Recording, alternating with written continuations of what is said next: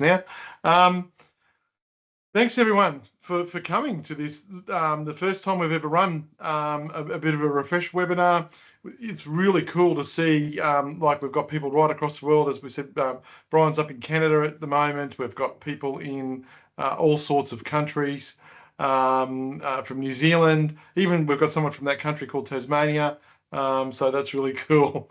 Just joking. Just joking, Heidi. So awesome that that you've all decided to join us today. It's going to be quick. I'm trying to cover a fair bit off today, but at any stage, if anyone's got any questions, anything like that, please jump in and ask. Also, if we've got time and it works out, we're going to try a little exercise. We're going to put you into rooms, breakout rooms, and have a little quick exercise. We'll see how that goes. I haven't done it in a group this big before, and if it works out, it works out. So attached to the invite, there is a little PowerPoint slide deck. And hopefully we'll get a chance to use that. It all depends on timing and how long we've got today. So I'm going to share my screen, and we're going to get into it. 1 second. And that should be sharing. Right. Thumbs up. Am I sharing my screen? Someone? Excellent. Thank you very much. Right. So let's get into it. So today's just a bit of a refresher about Blueline investigations, and what we're trying to achieve today is just give you a bit of a heads up and just a touchstone on this. So that's what it's all about today, and that's the only thing we're sort of going to be focusing on. So just a reminder about what's a little bit different about investigations and differently and Blueline is we're not trying to prevent an incident from happening again. You know, it's almost extremely impossible to eliminate a risk. Remember, what we're about is trying to reduce risk. And to do that, we need to learn and understand what the risk is to reduce risk. So that is what it's all about. So is learning and reducing risk. And I appreciate whoever is managing my lobby for me and admitting people in. I really do appreciate that.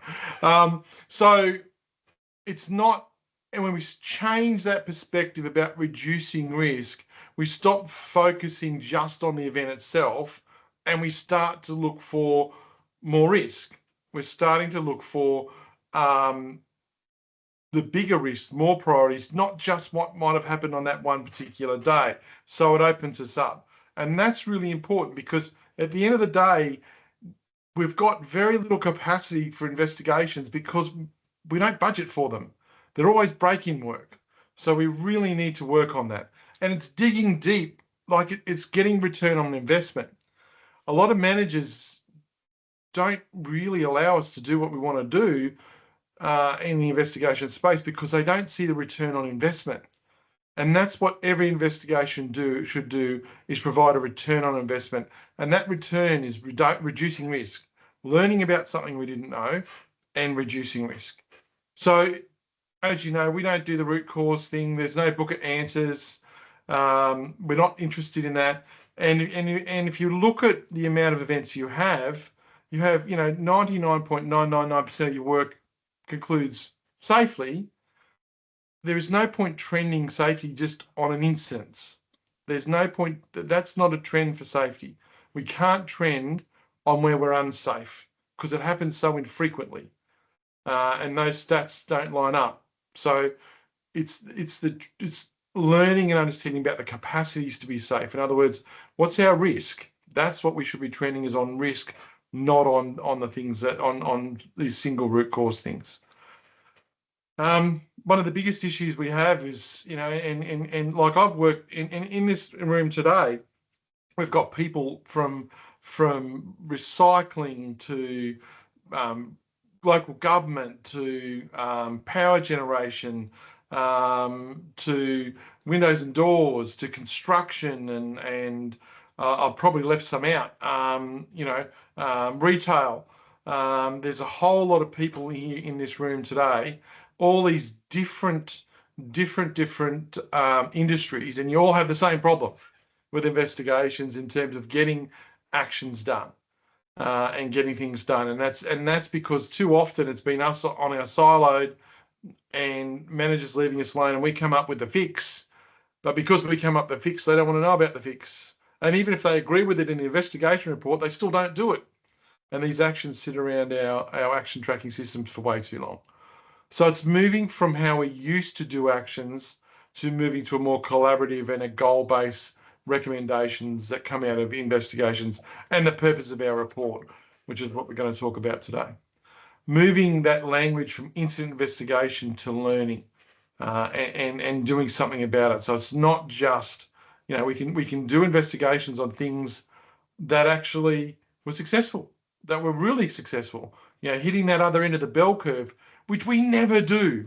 And again, because we've tied up in capacity and all this negative stuff, we rarely get enough chance to really dig into the positive stuff. Because I bet if we could replicate some of our success, we would, wouldn't we? But we don't do it. So that's just a quick refresher of just changing dynamic, and we're looking to reduce risk. That's our aim. That's our aim. Can anyone, and feel free to shout out, I know this is meant to be a webinar, can anyone remember what risk means? What is risk? Anyone? Yell it out. Effective uncertainty on objectives. Thank you very much, whoever that was. That was excellent. The effective uncertainty on objectives. The short version of that, it's the uncertainty. It's the unknown. It's the things we aren't sure about. That's what risk is. It's not what we already know. It's what we don't know. So every success, like a decent investigation, a good investigation, has to teach the organisation something it didn't know. It has to make them more sure of something. Has to remove some of that uncertainty. That's what we're trying to do, and then do something about it. That's what we're after. Right. So let's get into the nuts and bolts. So remember, we capture our information in 3 distinct buckets, and we have to define them separately. The first one, that work has happened, we're all very familiar with that. We've done this for years. That sequence of events, date, time, what happened, date, type, what happened. We know that. That's pretty easy. The second one is work as intended. And we have for too long focused on this as a main capture point, as the main capture point. And we've just combined those two. Work has happened and work as intended. We may as well have said work has not happened, because that's what instance the procedures tell us is what work didn't happen. Right. Now, not saying procedures aren't important, not saying policies aren't important, but in terms of learning about risk, they are the least important. They are the least important. They'll give you the least amount of information. Work as normal is the most crucial thing. And, over the years, we've had the privilege to review a lot of investigations from a lot of your organisations. And if there's one consistent thing where we're seeing where there could be improvement, it's in capturing work as normal. And work as normal is about the work every day, not just by the people involved. It's by everyone, by anyone who does that task, by as many people who do that task as we can get. And not just at one site, at multiple sites, not just in one team, at multiple teams. That's work as normal. Capturing that is where we get uncover systemic risk. And we're trying to discover why it makes sense to the workers to do it the way they do it. That's what we're trying to understand. Why does it make sense to you to do it that way? Because it doesn't matter if that's not how we do it. Doesn't matter if that's not how the supervisor would do it. Why does it make sense to them? So it's like fishing. I've used this analogy before. If we go fishing with one line, with one hook, we might capture one fish. If we go out with a net, who knows what we'll catch? And we could capture a lot more. So, and that's what we're trying to capture, the stuff we don't know about. So that's what we're after. So when we look at the Blueline investigation process, it is a process. You must do a timeline. There's no such thing as blue line aligned. That doesn't exist. It is, you must do the timeline. It starts with this 3-tier timeline. And this is the case study we used in the training. I'll use it again for here today, right? We've got a forklift operator loading a truck with pallets of outgoing material. They're loading it on the truck. They load a couple of pallets. They go to load the next pallet. And then all of a sudden, they push off one of the existing pallets off the truck and it lands near the forklift operator. Fairly simple. We can date time that all the time. That's easy, right? Then we go and we pump that into our timeline. Date time what happened, date time what happened, date time what happened, right? Now remember, our timeline is just for us as investigators. This shouldn't be attached to an investigation for someone who wasn't involved in the investigation to look at, because this is what we call codified language.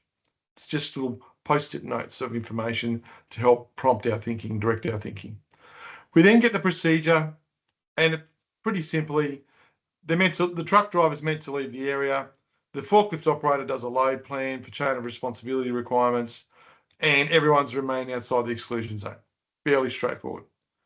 We then pump that into the timeline, and we try and line them up as best as possible that they make sense.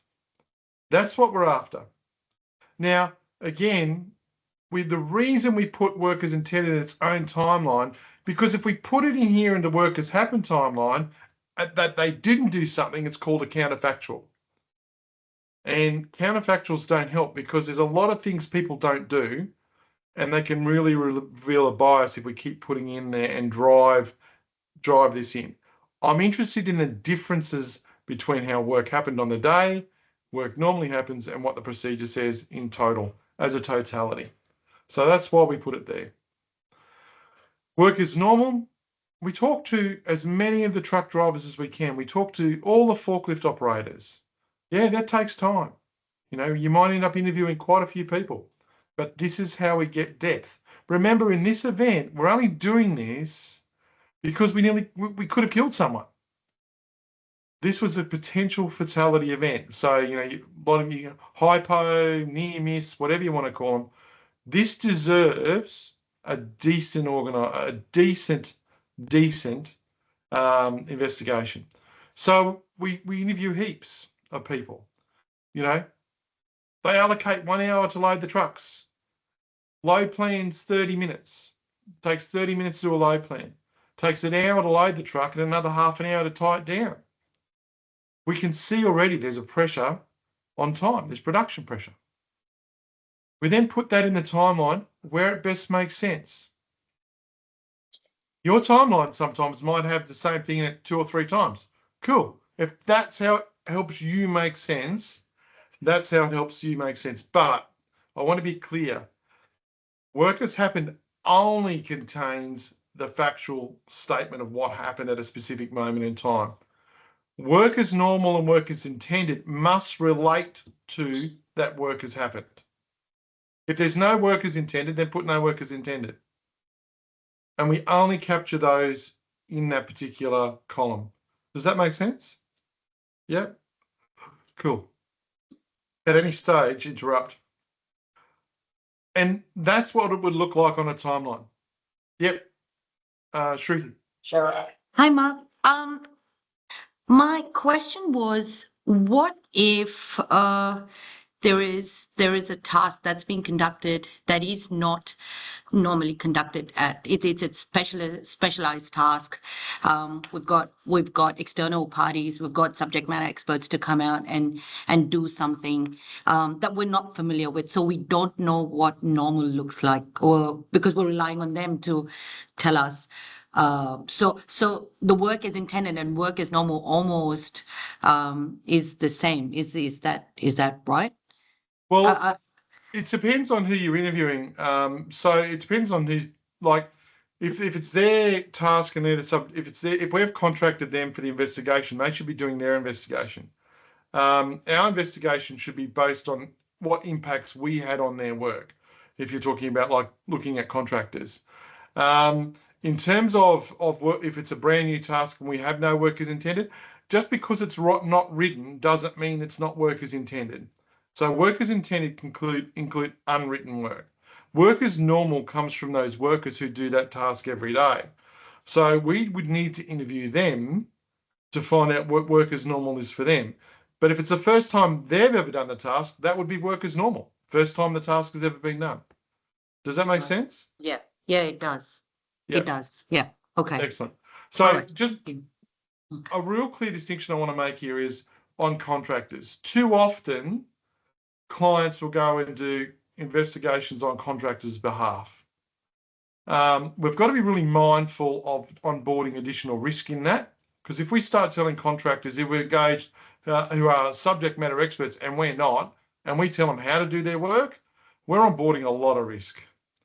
We're onboarding a lot of risk. My preference is that we focus, if we've got investigation involving a contractor, we focus how our instructions, planning, setup, tendering, contract management process, how that impacts the way work's done. That's what I would do. And that was what and let the contractor have their own investigation, because if they're a PCB, right, they've got their own obligation. If we're not satisfied with it, it becomes a contract management issue around whether we're satisfied to let them continue working on our side or not. And that's a whole other kettle of fish. But if you want legal advice on contractor management, see Sue Buttrell, not me. So that's how the timeline will start to look. Now, again, this could be in Excel, this could be in Word, this could be in Google Teams or whatever. This could be, or Google Whiteboard or whatever. This could be on Mural, Visio, whatever program you have, or Post-it notes on a wall. This is just a tool for us to make sense of the information. Then we start looking at those gaps. Now the gaps are easy. Like here, they're all a gap.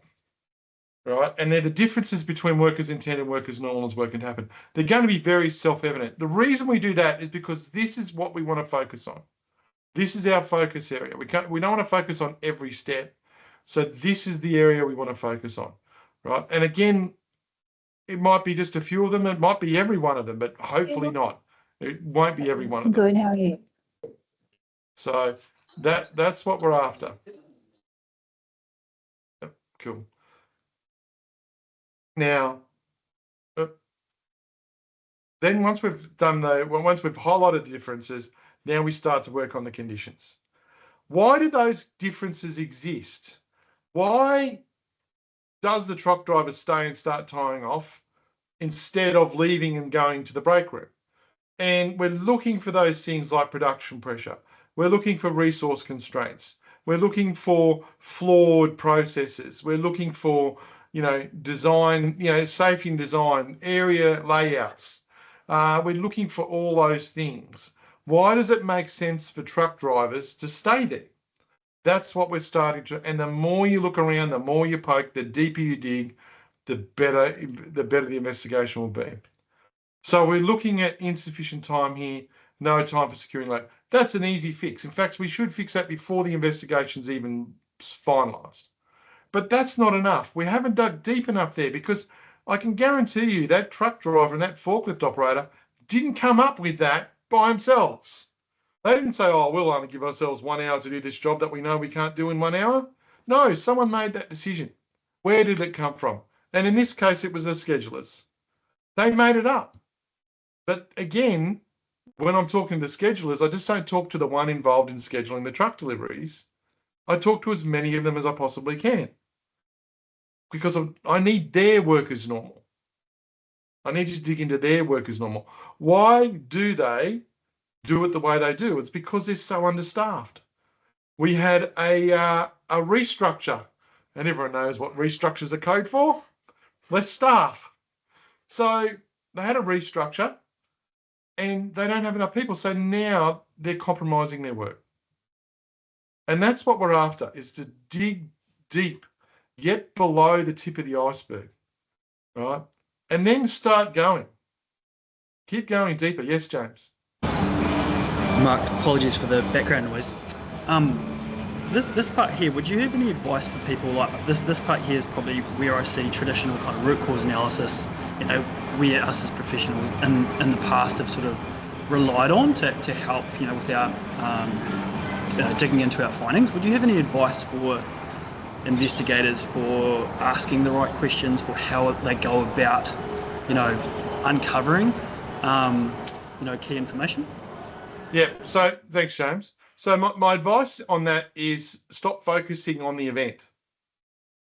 Too often we would go to the schedulers and say, oh, look, you're the reason they had the accident, right? And we this focus on the accident. And that's where root cause trips us up. I'm not interested in, yes, the accident, that's the trigger, but that's a trigger to learn about the work. I'm more interested in their work. Tell me about the task of scheduling. Tell me how you do it. Tell me how you've got a schedule for that. Walk me through how you do that schedule. Is that different to how you do the other schedules? Walk me how you do through some of those. And then asking those generative sort of questions about what's outside of your control. What frustrates you? How do you have to deal with that? Where do you have to adapt to do this job? Those are the questions we want to ask them. They're not about them. They're not about the procedure. They're not about the event. They're about the work. We focus on those, and that's when we start to get some decent answers. And if we want better questions, got to ask better. If we want better answers, got to ask better questions. Thanks, Mark. No worries. And in all your workbooks, we've got those questions, so they are in there for you to use. Again, same sort of issue when we look at exclusion zones. We're looking at critical controls. For those that are doing critical control stuff, go and look at the critical control performance conditions. Have a look and see why that failed, right? And in this case, this was the exclusion zones. We can see that basically they're made up. We have a painted line on the ground, or we're using traffic cones. Last time I looked, they didn't sell them with force fields, right? So they're administrative control, right? And so, and they're not effective. Why are they ineffective? And this is the thing that tells us one thing. So not enough schedulers. They had a redundancy. This exclusion zone aren't working. But we've got to ask tougher questions, and this is where it gets even harder. And this is where I think a lot of you struggle, is in asking leadership the hard questions. And this is asking them about resources, because every single control comes with a cost. You've got to be prepared to dig deeper and ask hard questions. If you're not looking at job demands versus job resources, if you're not looking at planning, budgeting, one of my favorites that just seems to get missed off, and perhaps I have a bias in this, I'm going to have to really look at my own thought process now, is safety and design. Too often, I see issues caused by constrained work environments, so really small work areas, and no one ever calls out the safety and design. Or the design of a substation, or the design of this, or the design of that. We've got to start calling out safety and design, not just in location, equipment, environment, in work itself. The safety and design in work itself, we've got to start calling that out. In construction, the constructability. Architects love design and pretty things, and they forget that some poor bugger's got to get up on a 50-metre EWP and build it. This is what I'm talking about. Digging deeper. In this case, not enough schedulers because they got rid of one, because they didn't do a management of change. They didn't look at the risks of what that would entail. Yes, we can move people on. Yes, we have a HR risk, but what about the workload risk?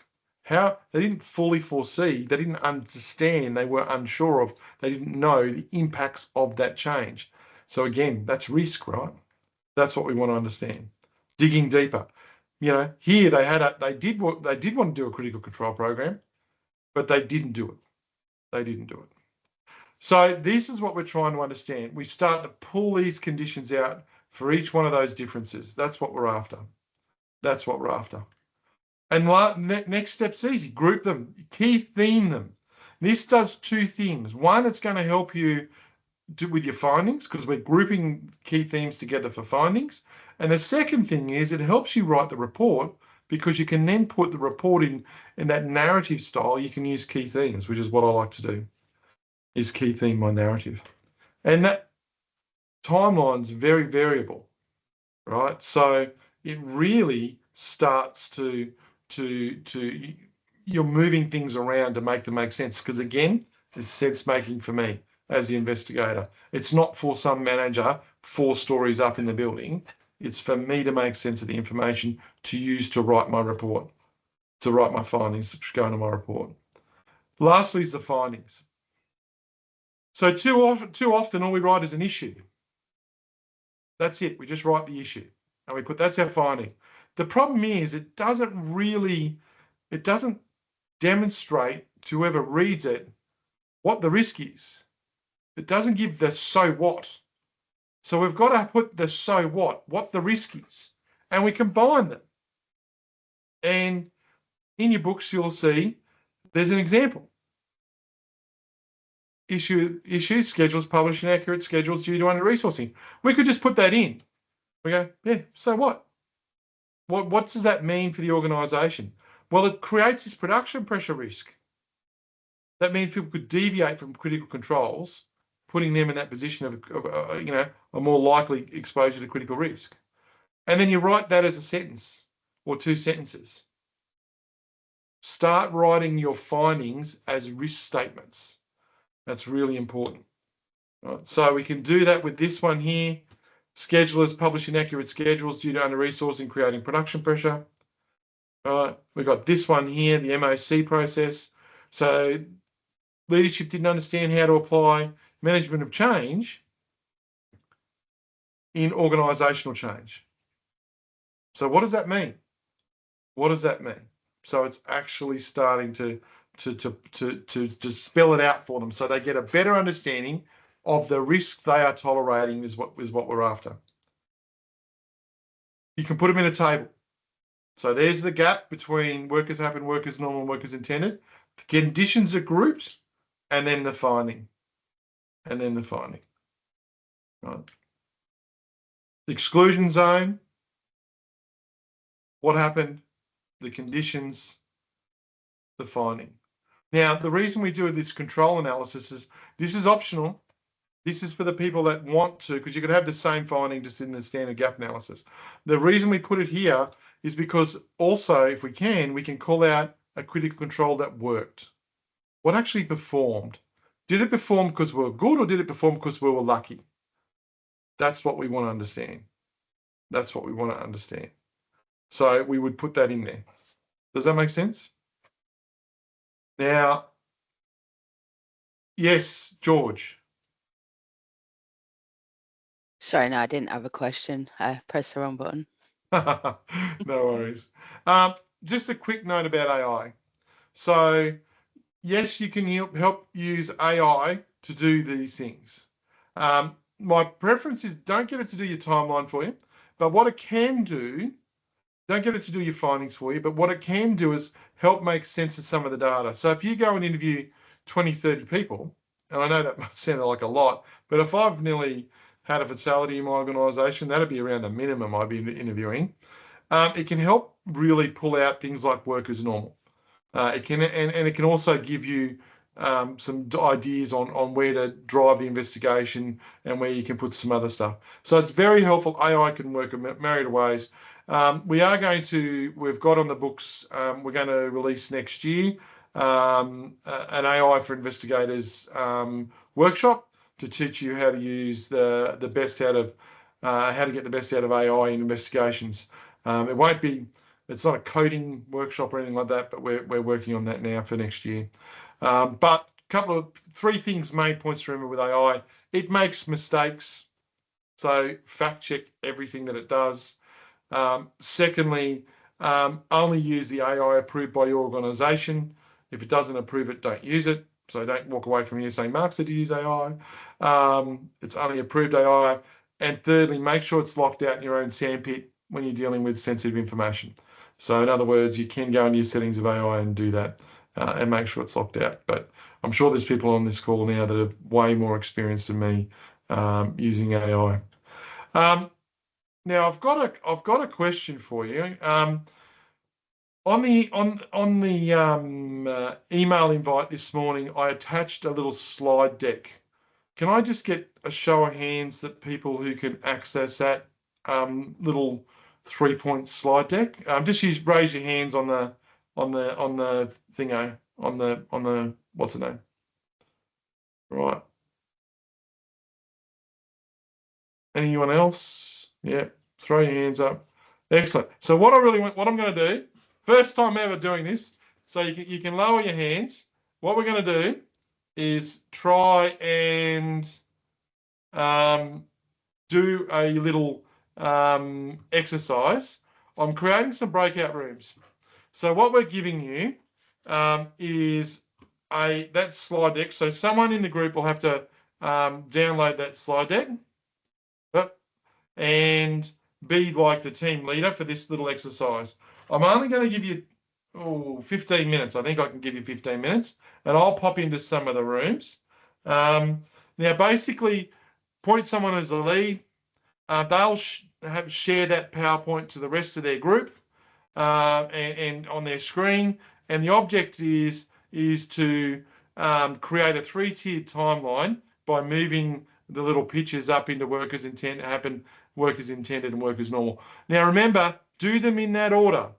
Workers happen, workers intended, workers as normal. And I want to give a shout out to James from the City of Gold Coast, because blatantly ripped this idea off him that he did this for a working group that he has, a support group he has at the City of Gold Coast. So we ripped it off him and we're using it. So thanks, James. You got your hand up, James, for something? Welcome, Mark. Oh, no, sorry, I just haven't turned it off. You're right. I'm going to put you into your breakout rooms. I'm going to give you 15 minutes and to have a quick go at it. It doesn't matter if you don't finish it. Is everyone okay with that? Anyone got any questions? Right. Awesome. So I'm opening the rooms now, and you're all going into them, and I'm going to pop into each room. So there should be 3 or 4 in each room to have a crack at this, and hopefully this works, because this is the first. So fingers crossed, everyone.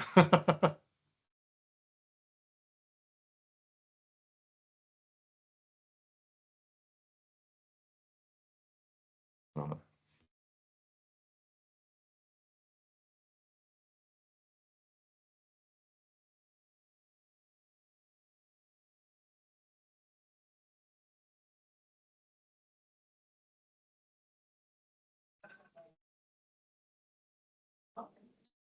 Thank you.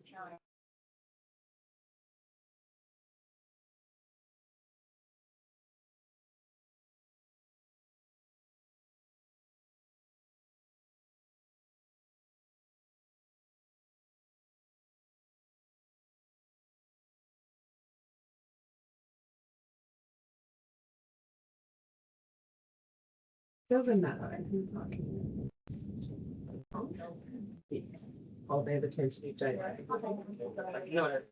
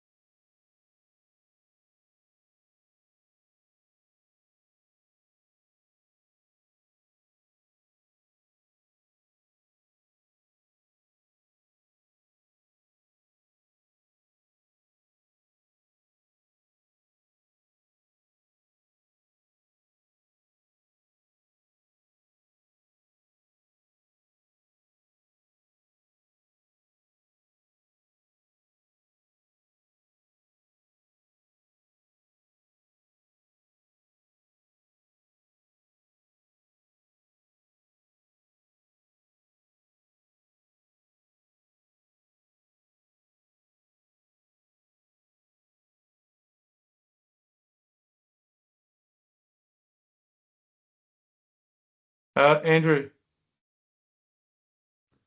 Hey mate, how you going? We like muted in our someone's like, I don't know what's going on. Can you just add me into room 11? This one, like me into room 11, Yep, I should be able to. and then I'll just Um, join through my laptop. Our boardroom like is having problems, and it's not like letting us speak to the other team members in our group. So I've just. You can add. I think it's room 11, isn't it? Yeah. Yeah. Yeah. Yeah, and then I'll just me and Jesse are in the same room, so I'll. So it should be calling you now. Oh yeah, accept.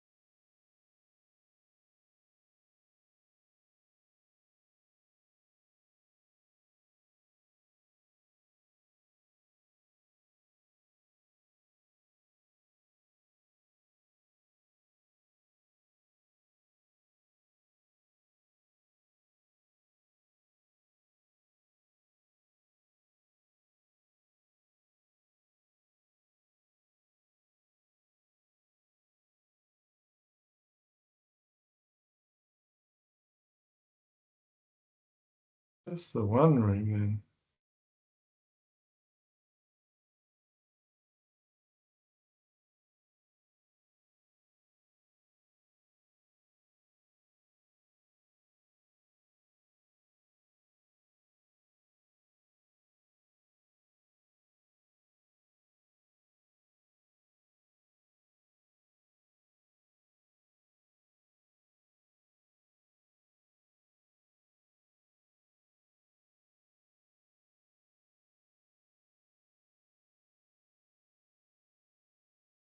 That's interesting.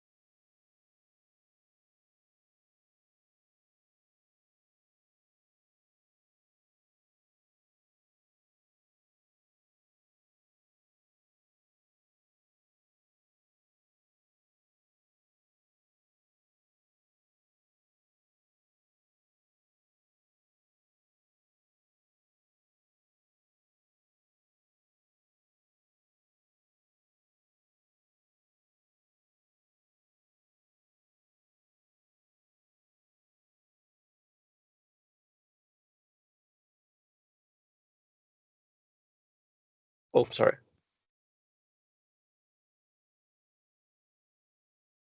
Vincent, you're back. Oh, Yeah, I didn't- so Yeah. oh, who's in here? Okay. We're back in the main We're room. getting back, yeah. All right, goodbye. And they're finished. I did send an announcement. It's very rude how it does it, though, isn't it?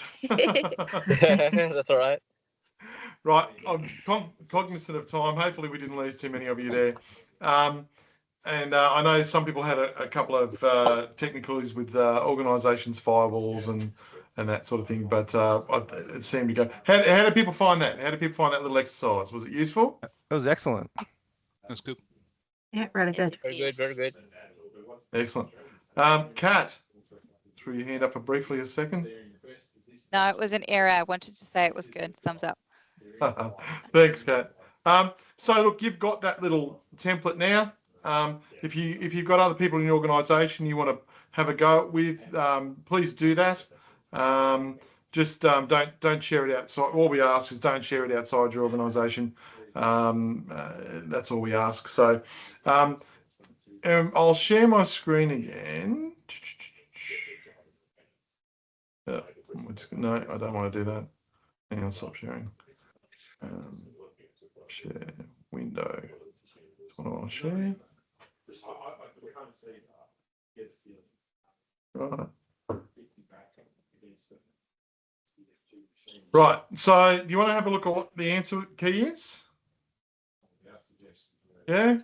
So that's what it's meant to look like. Now, some of you who had trouble deciphering sometimes between workers normal and workers intended. Did any of the groups sort of have some discussions about that? Or was it all pretty straightforward? I think we all had discussions about it, but we ended up jiggling it into the right spots. Yeah, excellent. Thanks, Simon. And the reason that is because remember, I wrote those. So I know exactly what each one of those little yellow post-it notes means. So I have additional context in my head. I know what it means for me and what I want it to mean for whoever reads it. But it doesn't guarantee that. That's why we keep saying, and I've said time and time and again, this timeline is for the investigator.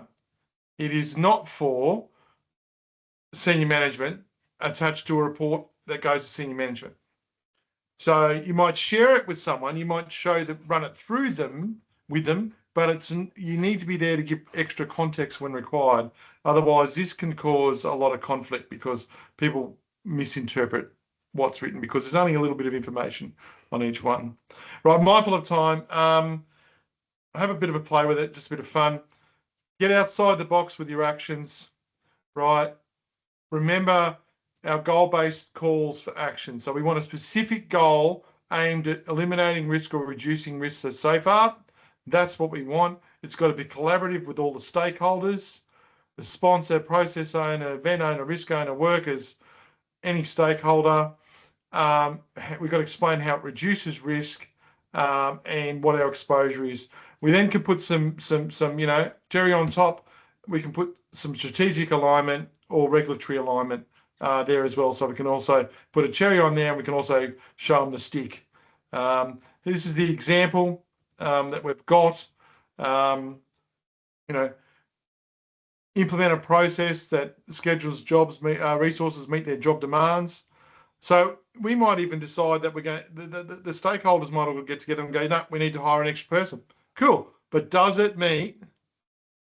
Will it still meet their demands? Still meet their resources? Because if it doesn't, hiring one extra person isn't going to help. So we've got a goal of making sure that we've got that. We're collaborative. The general manager of logistics and schedulers. Great, they're the stakeholders involved. Will it reduce risk? Yes, because we can say this, we can explain that. I challenge anyone here in the room to tell me how a toolbox talk reduces risk. I don't think it can, right? What's our exposure? This is an extra step that you've probably not even thought of before. How exposed is the organisation to this risk? What's the depth?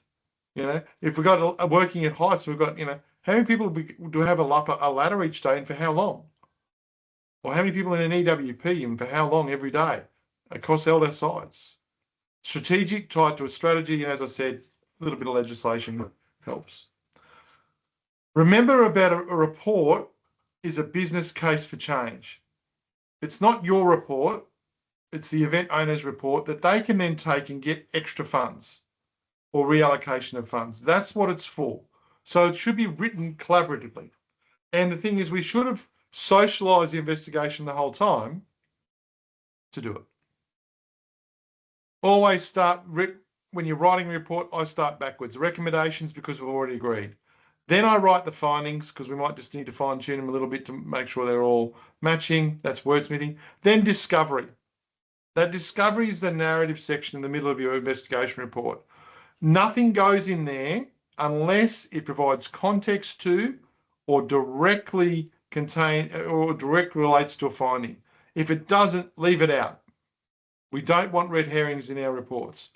Executive summary, again, that's a great use of AI is to write an executive summary. You can tell it tone, content, a lot, how you want it, and it'll generate it pretty quick. May have to still do some wordsmithing and fact check it, but it's very helpful. Very helpful. Already talked about AI. I'm not sure. I think I've got a repeated slide there. Top 5 tips. Don't do Blueline investigations by yourself. Get some peer support, right? Especially the first few you do, right? You have to do a timeline. If you don't do a timeline, it's not a Blueline. I don't know what it is, but it's not a Blueline, right? Keep digging. Depth is 100% vital. Socialise the investigation with the owners and the stakeholders at every stage. There are no surprises. We don't ambush and we don't want surprises. They have to be, you need them absolutely believing in what we're writing down. And lastly, be honest.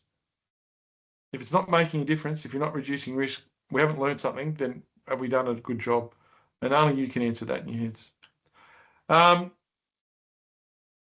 Questions? Thoughts? Excellent. I'll stop sharing. Go, Lincoln. Oh, hey, Mark. Thanks for today. I just wanted to ask a question on your top tips there. Number 1, don't do it by yourself. Yes. Who do you have in mind as the best people to collaborate with? Is this just the people you're questioning, or is this other people to assist? Well, yep. So my comment was directly around you as the facilitator of the investigation. Don't facilitate it by yourself. Preferably have someone else Blueline training with you, especially for the first couple. And obviously, you've got to involve as many people as you can in asking those questions. And even the event owner, if you can get them to be asking some of those questions and digging deep for you, it's a lot. You don't have to convince them of anything because they've already learned it firsthand. Awesome. Thank you. Thanks, Mark. Thanks, Lincoln. Tim. Yeah, so I think what I've been seeing and finding with it, and it might take more practice, but we are looking at a broader, in-depth look into events that take place and the work and the circumstances that surround those events. Yes. But what I've sort of seen as the output, we say we're doing this to get deeper, so we're not doing toolbox talks and updating method statements. But because we're looking at the broader context of work as intended from an organisational perspective, you're finding gaps within the system, and essentially we're just updating bigger processes, like recommendations to update bigger processes.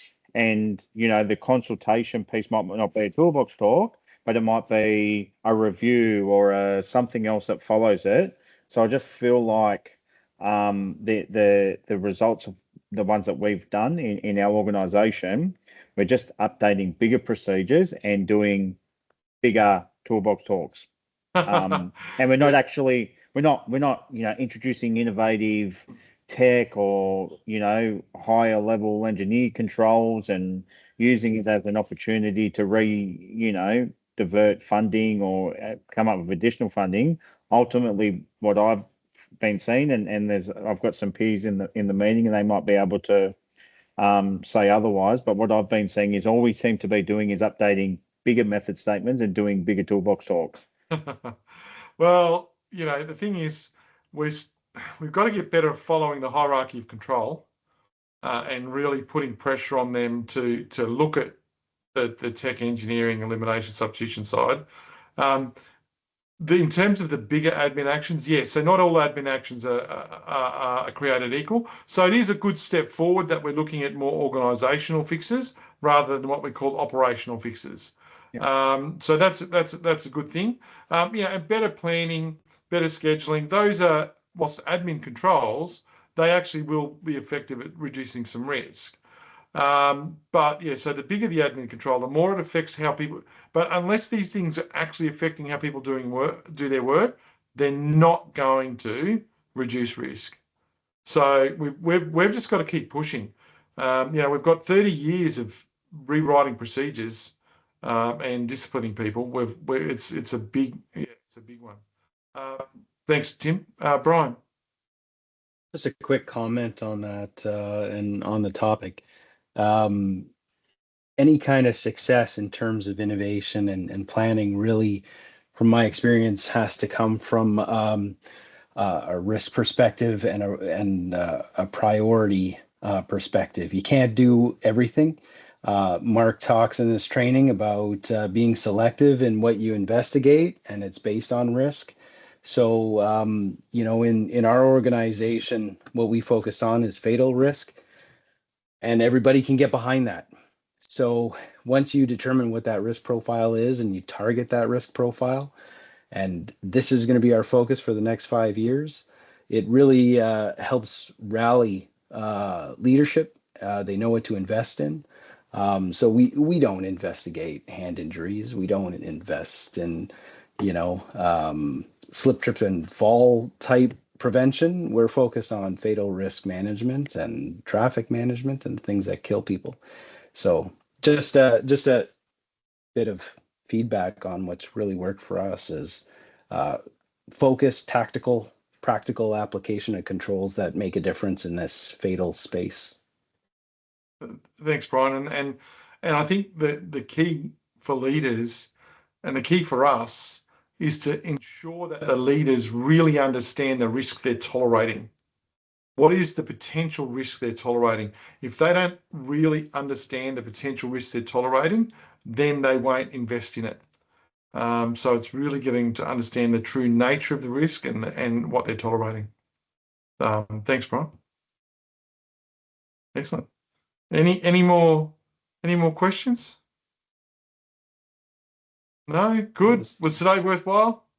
It's a good refresher, and I like the tool. You Definitely going to steal that one, Mark. Sorry, what was that, Brian? Share it with us, Mark.